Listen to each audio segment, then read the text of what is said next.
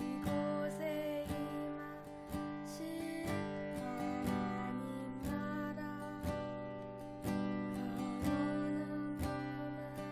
영원한 눈으로 바라보리라.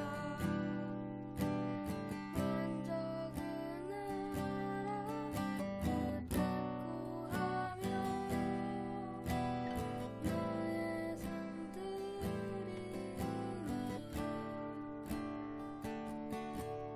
주님이 맡기신 하나님 나라 믿음의 눈으로 바라보리라. 하늘의 뜻이 이 땅 가운데 완성될 그날까지 믿음 다하여 그 위에 서리라. 하나님의 나라는 무너지지 않으니 믿음 다하여 그 나라 세워가리라. 주님 곧 오실 때까지 믿음 다하여 그 위에 서리라. 하나님의 나라는 무너지지 않으니 믿음 다하여 그 나라 세워가리라. 주님 곧 오실 때까지. 아멘. 오늘 우리에게 주시는 하나님의 말씀은 신명기 25장 11절에서 19절까지의 말씀입니다. 두 사람이 서로 싸울 때에 한 사람의 아내가 그 치는 자의 손에서 그의 남편을 구하려 하여 가까이 가서 손을 벌려 그 사람의 음낭을 잡거든 너는 그 여인의 손을 찍어버릴 것이고 내 눈이 그를 불쌍히 여기지 말지니라. 너는 내 주머니에 두 종류의 저울추 곧 큰 것과 작은 것을 넣지 말 것이며 내 집에 두 종류의 돼 곧 큰 것과 작은 것을 두지 말 것이요 오직 온전하고 공정한 저울추를 두며 온전하고 공정한 되를 둘 것이라. 그리하면 내 하나님 여호와께서 내게 주시는 땅에서 내 날이 길리라. 이런 일들을 행하는 모든 자, 악을 행하는 모든 자는 내 하나님 여호와께 가증하니라. 너희는 애굽에서 나오는 길에 아말렉이 내게 행한 일을 기억하라. 곧 그들이 너를 길에서 만나 내가 피곤할 때에 내 뒤에 떨어진 약한 자들을 쳤고 하나님을 두려워하지 아니하였느니라. 그러므로 내 하나님 여호와께서 내게 기업으로 주어 차지하게 하시는 땅에서 내 하나님 여호와께서 사방에 있는 모든 적군으로부터 내게 안식을 주실 때에 너는 천하에서 아말렉에 대한 기억을 지워버리라. 너는 잊지 말지니라. 아멘. 정직하고 공의로운 세상을 위하여 라는 제목으로 오늘 주시는 말씀의 은혜를 함께 나누겠습니다. 신명기 12장에서 26장까지는 신명기 법전으로 불립니다. 가나안 땅에서 살아갈 이스라엘 백성들이 생활 속에서 하나님의 뜻을 실천하기 위해 지켜야 할 세세한 법칙들이 기록되어 있습니다. 오늘 25장 11절에서 19절의 짧은 단락 안에도 세 가지의 다양한 주제의 말씀이 기록되고 있습니다. 먼저 11절과 12절은 싸움의 상황에 대한 말씀입니다. 두 남자가 서로 싸웁니다. 그런데 한 사람의 아내가 자신의 남편이 맞는 것을 보고 그 싸움에 끼어들어 상대 남자의 음낭을 잡을 경우 그 여인의 손을 잘라버리라는 그런 법입니다. 엄중한 벌이 내려지고 있습니다. 굉장히 독특한 법이죠. 싸우지 말라는 내용도 아니고 싸움을 어떻게 중재해야 하는지에 관한 법도 아니고 또 굉장히 구체적이고 흔치 않은 행위를 규정하여 금지하는 그런 법입니다. 이렇게 구체적인 상황을 언급하는 율법은 기본적으로 당시에 그런 상황들이 흔히 일어나는 일이었음을 나타냅니다. 남편의 싸움에 아내가 끼어들며 가정 대 가정의 싸움이 되는 일, 그리고 상대방이 치명상을 입을 수 있도록 급소를 공격하여 싸움에서 이기려고 하는 그런 비겁한 일들이 종종 일어났다는 것을 짐작할 수 있습니다. 이성을 잃고 감정이 격해져서 싸우는 상황에서 무슨 일인들 일어나지 않겠습니까? 그 중에서도 남성의 음낭을 잡는 행위에 대해서 엄중히 경고하시는 이유는 무엇일까요? 여러 가지 해석이 있을 수 있지만 몇 가지로 정리를 해드리면, 첫째, 이것은 가장이자 사회적, 경제적인 활동을 해 나가야 하는 어떠한 남성에게 사회적인 수치를 주는 일이기 때문입니다. 둘째로, 생명이 창조되는 것을 방해하는 행위이기 때문입니다. 생식기에 치명적인 상처를 입고 더 이상 후손을 낳지 못하여 생육하고 번성하라는 하나님의 뜻을 이룰 수 없게 될 수 있기 때문입니다. 결국 이 두 가지 이유는 또한 한 가정의 생존권과 연결이 됩니다. 가장이 수치를 당해서 정상적인 사회생활과 경제활동을 할 수 없게 된다는 것은 한 가정의 경제 상황을 극히 어렵게 만들 수 있는 일이며, 또한 자손을 더 이상 낳을 수 없게 된다는 것은 한 가정의 생명이 끊어지는 일입니다. 하나님은 하나님의 창조와 생명의 질서에 위배되는 행위에 대해서 결코 용납하지 않으십니다. 우리 사회에서도 가족이나 가까운 이들을 지키느라 타인의 기본권을 침해하는 일들이 아무렇지 않게 일어날 때가 있습니다.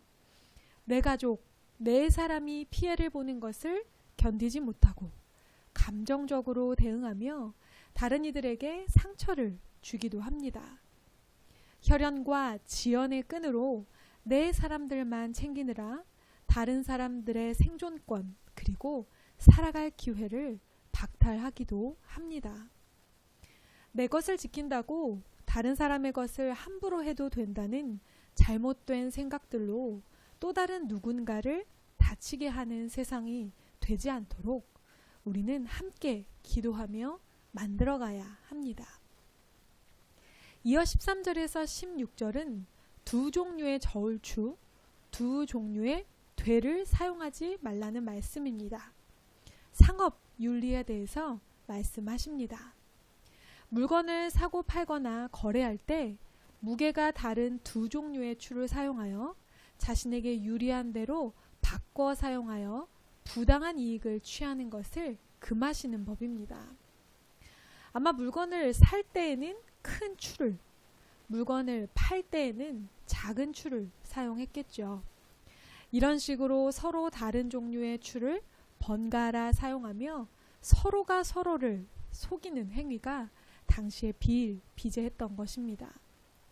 또한 두 종류의 돼, 어원은 에바입니다. 대략 22리터 정도의 양으로 우리가 알 수 있는데요. 이와 같은 공정한 저울추에 관한 말씀이 레위기 19장 35절과 36절에서도 기록이 되어 있습니다. 물건을 팔 때에는 작은 사이즈의 되로 적게 담아서 팔고, 또 내가 물건을 살 때에는 큰 사이즈의 되로 많이 담아 사는 것이죠.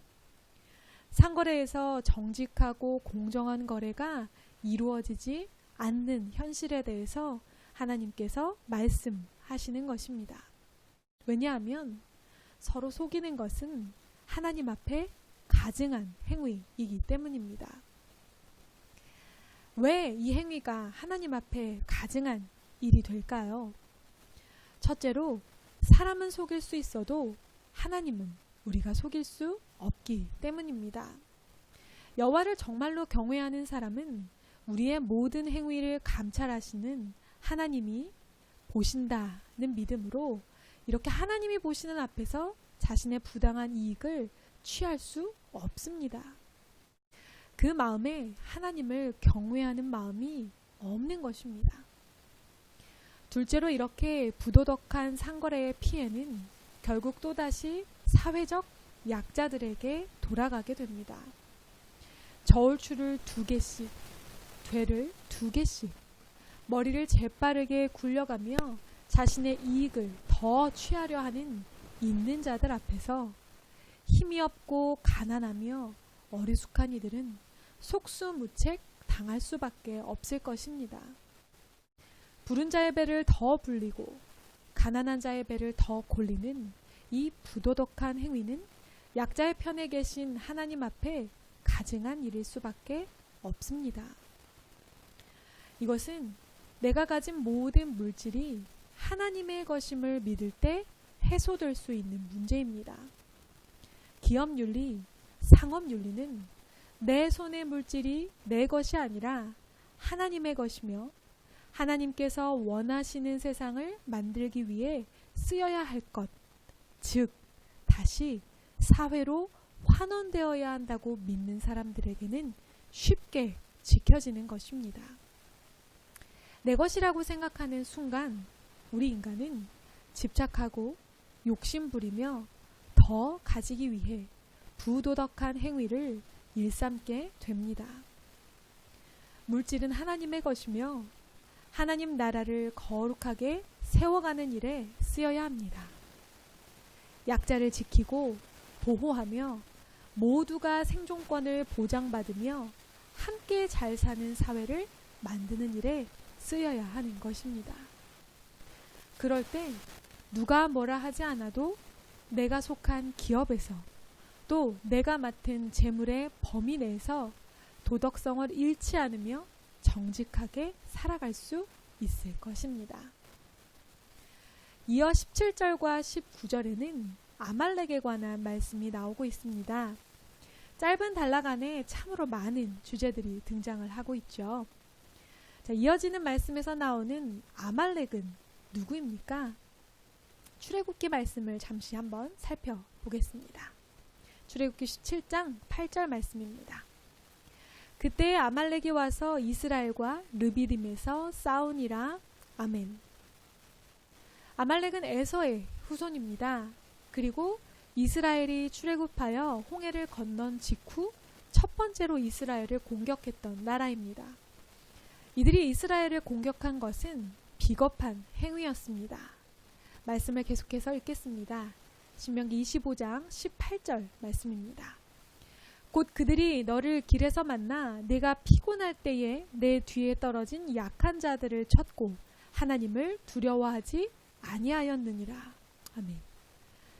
노예 생활을 이제 막 마친 이스라엘 백성들은 하루아침에 광야로 나와 싸울 무기도 또 싸움의 능력도 싸움의 의지도 전혀 없던 지쳐있는 상태였습니다. 그 중에서도 노인, 어린이, 여성, 병자나 장애가 있는 자들, 즉 상대적으로 약한 이들은 무리에서도 더욱 뒤로 처졌을 것입니다. 아말렉은 특별한 이유와 목적 없이 지치고 연약한 이스라엘 민족, 그들 중에서도 더욱 약한 자들을 비겁하게 공격하였습니다. 그들이 하나님을 두려워하지 않았기 때문입니다. 이스라엘과 함께 하시며 약자들의 편에 서신 하나님을 두려워한다면 결코 할 수 없는 행위입니다. 하나님께서는 이미 이 아말렉을 심판하실 것을 말씀하셨습니다. 출애굽기 말씀입니다. 이르되 여호와께서 맹세하시기를 여호와가 아말렉과 더불어 대대로 싸우리라 하셨다 하였더라. 아멘. 그리고 오늘 신명기 말씀에서 이스라엘에게 그 말씀을 기억나게 하며 가나안에서 하나님께서 땅을 차지하게 하시고 안식을 주실 때에 아말렉을 진멸하라는 숙제를 주십니다. 그리고 이 숙제는 약 400년의 시간이 지난 후 사울 왕 때에 완수됩니다. 안타까운 것은 이 과정에서 하나님의 헤렘법에 사울이 온전히 순종하지 않아 하나님께 버림받는 왕이 된다는 것입니다. 하나님을 경외하지 않으며 또 약자에 대한 시비와 약탈을 일삼은 비겁한 이들을 하나님께서는 결코 내버려 두시거나 봐주지 않으십니다. 결국에는 끝까지 심판하신다는 엄중한 경고의 메시지입니다. 하나님은 출애굽에서부터 이스라엘 국가 초기 400년의 시간 동안 한순간도 당신의 약속을 잊지 않으시고 반드시 지키신다는 사실을 우리가 다시 한번 기억해야 합니다. 오늘 본문 속에도 다양한 주제들이 기록되어 있지만 우리가 느낄 수 있는 하나님의 뜻은 동일합니다. 생명 존중, 약자 보호, 여호와 경외입니다. 하나님께서는 오늘 우리가 또한 이런 세상을 만들어 가기를 원하십니다. 오늘 부르신 삶의 자리에서 생명을 사랑하고 약자를 보호하며 하나님께서 모든 것을 감찰하신다는 믿음으로 정직하고 공의로운 세상, 여호와를 경외하는 사회를 만들어 가기를 원하신다는 것입니다. 오늘 주시는 말씀을 붙들며 부르신 자리에서 또 주신 말씀에 최선을 다해 순종할 수 있는, 그래서 정직하고 공의로운 하나님의 나라를 이 땅 가운데 함께 세워갈 수 있는 저와 여러분이 되기를 주님의 이름으로 축복합니다. 함께 기도하겠습니다. 사랑의 하나님, 감사합니다. 오늘 신명기 25장에 여러 가지 말씀을 통해 다시 한번 하나님께서 얼마나 생명을 귀하게 여기는 분이신지, 하나님께서 얼마나 약자의 편에 서는 분이신지, 하나님께서 얼마나 정직한 것과 공의로운 것을 기뻐하시는 분이신지 깨닫습니다. 매일 부르신 삶의 자리에서 하나님께서 무엇을 기뻐하시는지를 깨달을 때마다 그렇게 살아낼 수 있는 우리 모두가 되게 하여 주시옵소서. 그렇게 한 명 한 명의 여호와를 경외하는 마음으로 있는 자리에서 정의와 공의를 실천할 때 하나님의 나라가 이루어지고 우리가 살아가는 세상이 정의롭고 공의로운 사회가 될 수 있도록 주님 은혜를 베풀어 주시옵소서. 모든 말씀 예수님의 이름으로 간절히 기도드립니다. 아멘.